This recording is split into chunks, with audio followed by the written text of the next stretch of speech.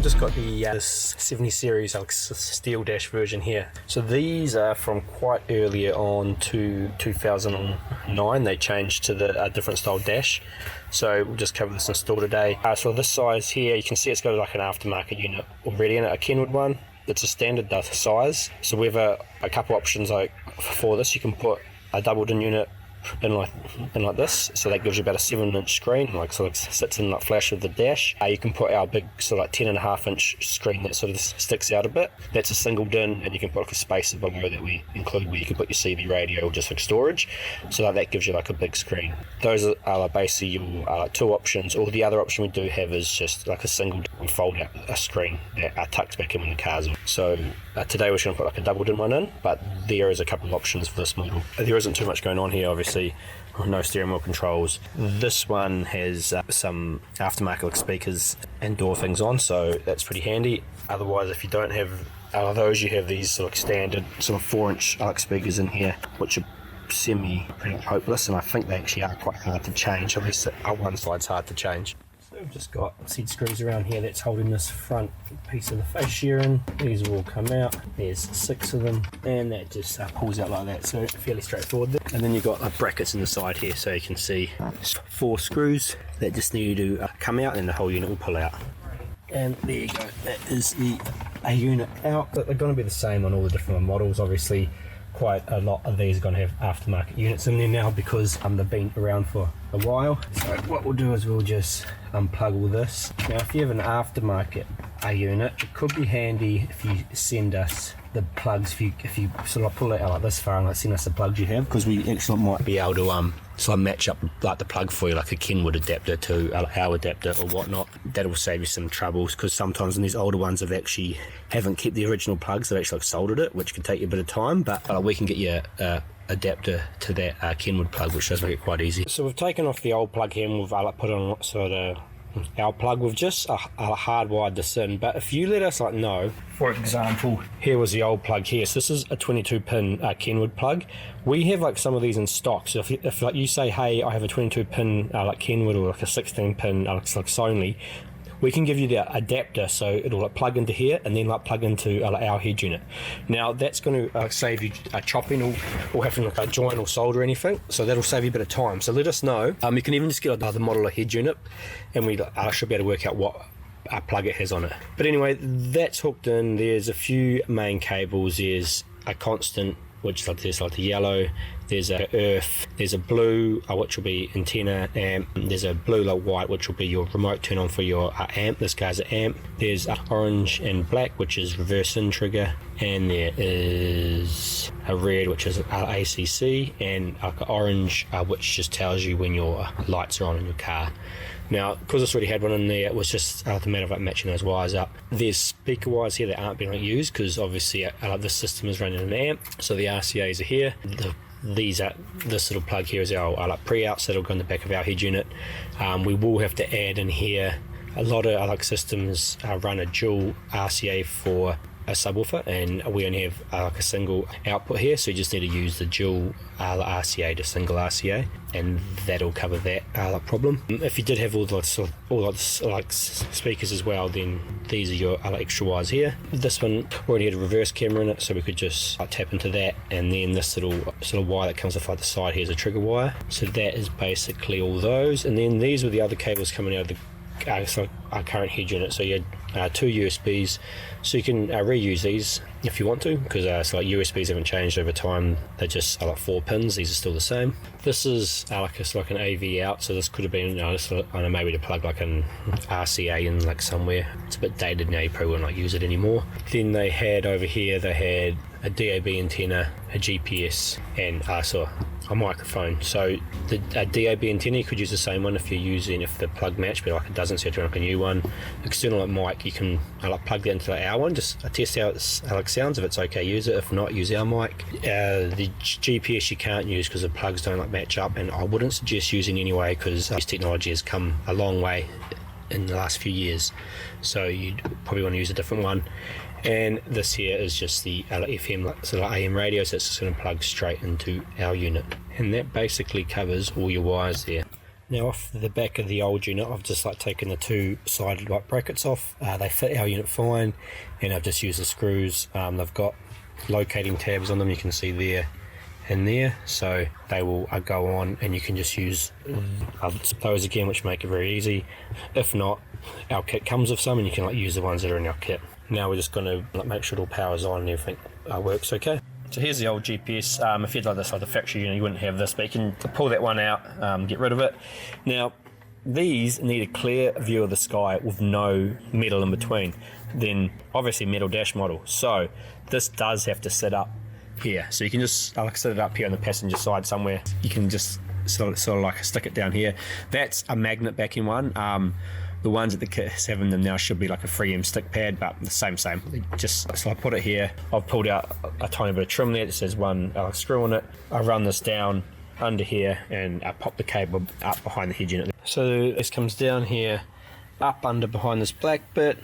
I use a screwdriver to like sort of tape on it or whatever. You'll be able to get it into here where this cigarette one is, or like a coat hanger, and I just like fed it all the way up to here, and it is now out the top here behind the head. So that is the GPS. Now the only other few things we need is we've got our like little Wi-Fi antenna. This is our like X series, the like M series. Everything is the same. It's just the like GPS plug on the back is a bit different, and like this is actually just like a 4G antenna. I'll explain the quick differences in a bit between the two, but the process is almost the same. So this here is going to stick somewhere. Again, steel dash, so ideally run it up and like over. Now you can probably see a light coming through the back here when I push that down, so we can actually feed that through there and just like have it coming straight through. Now you could have actually done that for the GPS as well, I just didn't realise that there, but you can actually, there's a little gap there, you can probably actually get a wire through there. Straightforward, you can see that's just sort of popped out here and it's stuck down here. On our M series, that'll be the 4G antenna. So again, it kind of needs to be above this metal dash here on this model. That's that. Now we've got this cable here, two USBs coming off it. We're going to tuck those into the glove box and external mic. So what we normally suggest doing is plug the external mic in, make a call with it, unplug it and make a call before you put everything back in, and you can tell what one you prefer, because sometimes the difference is not huge. We'll try and use the one they already have like mounted for this car, and we'll check that out, but we'll test it before I put it in. Two USBs, so pretty straightforward. You can run these wherever you want really. So we're going to tuck them through here. That's our Wi-Fi. Tuck them through here. So you can see now, and then there's a bit of plastic here that you can just wedge out of the way and put them through. Now depending on like sort of our models, you could be using these to whatever, charge your phone, or you could be running our dash cams or TPMS off. So like sometimes it could be just going in behind you, you don't actually like need to have them. In this case though, they are in the glove box. The other option could be to actually, you might be able to get one into the back of the ashtray there maybe. There's an option, yeah, that is another option, but yeah. And they have a little slot down here where it kind of sits out quite tidily, so we'll tape these up and just have them in here. Two USBs. A third USB here too, so again, you can either like run that into a glove box or just leave it behind the head unit. Again, handy if you're going to run out like dash cam or TPMS or something like that. It's always better to have it somewhere you can like access without taking the whole head unit out, so you could just like drop it down the bottom or like somewhere where you can get to it. So that third USB, I actually just, if you can see, it's pretty dark in here. I actually just jammed it in here. You can push down the plastic and it sits in there quite like nicely, so they'll give you like a little USB port you can access quite easy from there. So that's it, that's pretty much everything. External, I like mic, you would run probably down the bottom and up the door pillar there, and kind of put it in the corner. We can sort of bring it across to here or there. So obviously think about it like when you're speaking, how close it'll be to your mouth. So obviously up here at the edge of the sun visor or there is best, and just make a test call before you put everything back in. Now, the start of this video, we did the X series. I'm just doing our M series now. There's only two things different. The GPS plug here is a bit different. So GPS, you can actually just push this air vent down like this, like a little bit, and then you can see I've just stuck the GPS on the dash there. So you see GPS stuck down there. Obviously, just needs to be above the dash here because it's actually like a metal dash. So if you push it down, you can actually just feed the wire through into here. This is the 4G antenna. So again, I will just mount this underneath this dash mat under here, push this vent through and push this through, And then the other couple things we have here that are a bit different on the M series are we have like a SIM card slot, so we'll just run that through into the glove box again. You can put a SIM card in here if you want to give the unit data. And then we have our pre-outs on this model that have our Bluetooth for Wi-Fi antenna, so we'll just be swapping that out as well. That's just at the start of this video. It was like an X series, and now we're doing the M series in here. So we will put these through, and then we'll put in the 10.1 like stick out screen. See, we have our 10.1 inch screen here, so fairly big. You can see it comes in two separate parts, screen, deck. Now we will include in this kit for the 76 series a spare like spacer holder, so you actually get like a spacer below here, which means you can just use that for like storage, or you can actually drill a hole in like the back of it. It's just a blank like spacer din spot that'll go down the bottom. You can actually drill a hole in the back and put some USBs through there or whatnot if you wanted to put your phone in there. But you can see the deck has all the plugs. Now all you do is plug that, and there's a little groove on top here, goes into that, and then we'll plug this in. I like to have the whole thing like set up, and then we'll put it in there and just make sure it all powers up. So you got the deck here, see that little grooves on top, and you can see it goes up this way. You can see the screen goes this way, so I've probably got this below the camera. Just there you go, you can see that's pretty straightforward. It just plugs into here, there's a groove on it, so you can't go too wrong. And then what happens here is you just actually slide this in, and then there's a couple screws to just screw that in there, and that is the deck, and there's a screw in the bottom there as well. So that's how it looks when it's sorted. So you got the two screws in the top and the one in like the bottom, so you can screw these in. You can also just float this in here, because you might, when you put the brackets in, you might just have to take this off again to be able to screw in the brackets of the unit, but you can see those are how that screw is mounted. So now we're just going to put it in. I'll make sure everything powers. So obviously just grab it, you just want to put in the main plug. I can remove some of these other ones actually, but we'll put in the main plug here, make sure we're getting our power. Main plug's in. We can throw in the reverse camera plug, make sure the reverse camera's coming in, and we'll actually put in our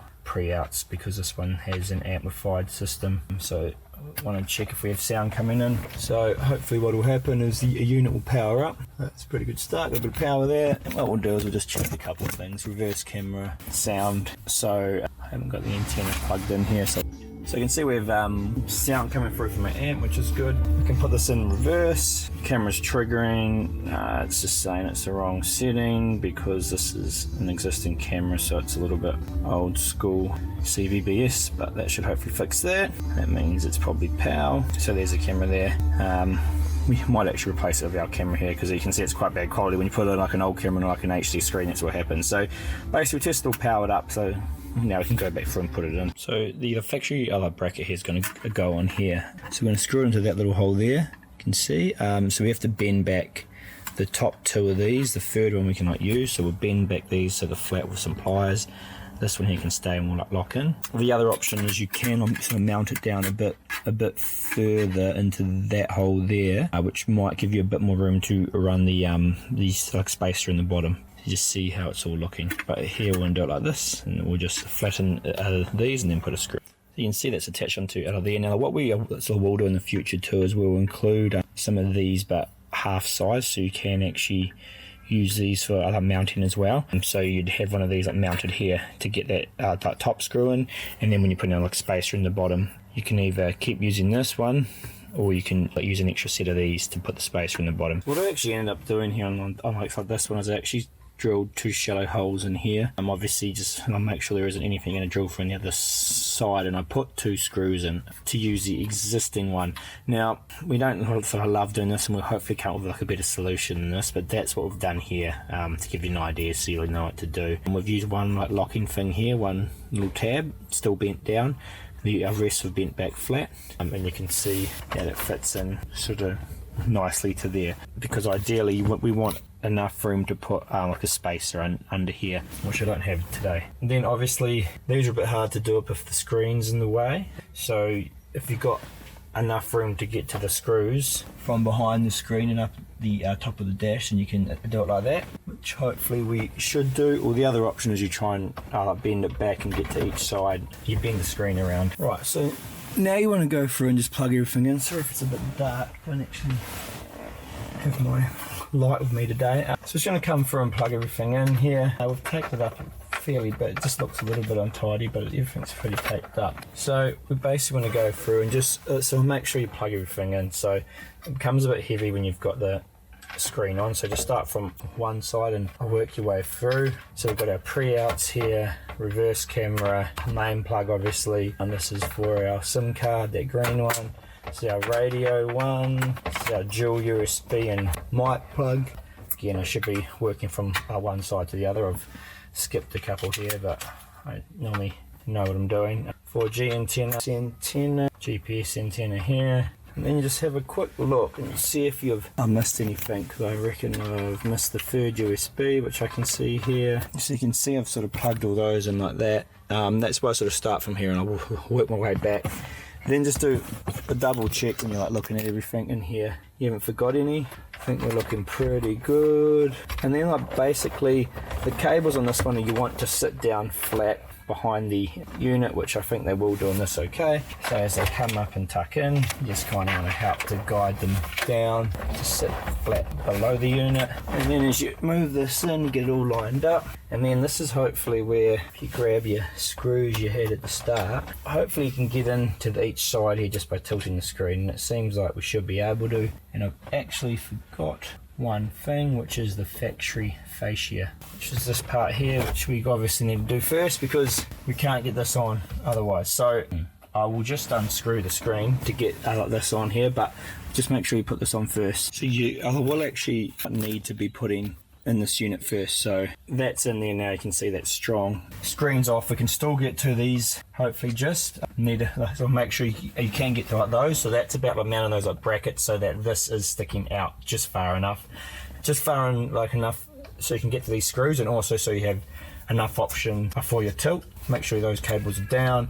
Push this in. Like I said, in the kit you'll actually be getting a blank to go under there as well. So that blank should give you a storage space in there, which will be handy. This is just like perfect size how this fits in. So just takes a little bit of finesse to pop it in. I'm even thinking I don't know, these can be a bit fragile and I don't want to break it, so I'm actually even thinking put this on first. So there's a bit more. We normally, I don't like doing things like this, but if you don't want to sort of touch it and be like easy, you can just use the in-dash one. This like sort of 10-inch screen requires a bit more work. So what we've actually done here is we've just trimmed, get a sharp knife, and you can actually just like so trim out the inside of the factory fascia. You won't even be able to tell it's trimmed once it's in, and that just allows it to push past and actually fit in how it should. So you can see that's on there like now. You can also, we did have these two little things on the side latches on our units. You can just like snip those off with up here like pliers to give you a bit more room, but they actually don't like stop it really. If you push like one side in first, trim this a bit, and you'll see that all fits in like that. And just again, like make sure you have like enough room to be able to get a screwdriver in there to put these screws on. So I've gone in and put all these back in. So again, the process was a head unit in without the screen, put the fascia on. You got to trim that factory fascia like a little bit, exactly like I said. You can't even see that has even happened, and then you can bend the screen down and up. Just leave yourself obviously enough room to get the screws in, so if you can kind of see from an angle how much we have that like sticking out, that's that. And then obviously the two top ones are in, and then you can slide it up and tilt it back and get that bottom one in. And then we do provide the spacer to go in here to be just like a storage spacer. Even if you are using it as just like a storage space, you could even put like your HF up into here, and that like storage space we provide. So as you can see, it's all looking pretty good. So you can see when you have it like this, there's your aircon vent there, is it blocked? There's your other aircon vent there, isn't blocked either. So not really going to affect you too much. You can see what it looks like from the sides to give you an idea. It actually fits in there and looks like really good. Obviously you can adjust it up and down, left and right to however you so it goes ups and down and it goes full tilt. It does look pretty awesome in these cars. Again, like I said, if you put in the 10.1 inch, there's a little bit of like manual work involved. You got to like manually like adjust the brackets in the side like I showed, and you also got to trim the fascia a little bit. Majority of people who are in these sort of cars, that's not hard for them to do, but it's a little bit harder than just putting in the flat so like 7-inch one that just sits in the screen.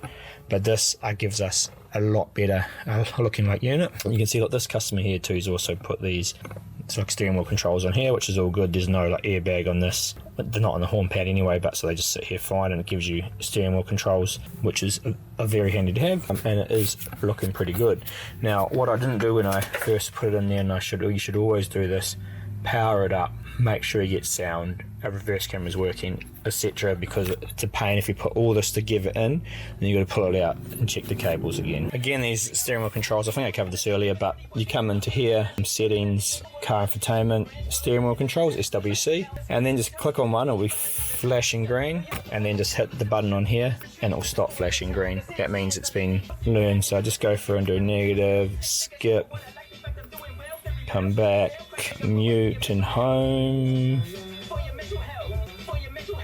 Just use that for home. Then you can use the other ones for different things.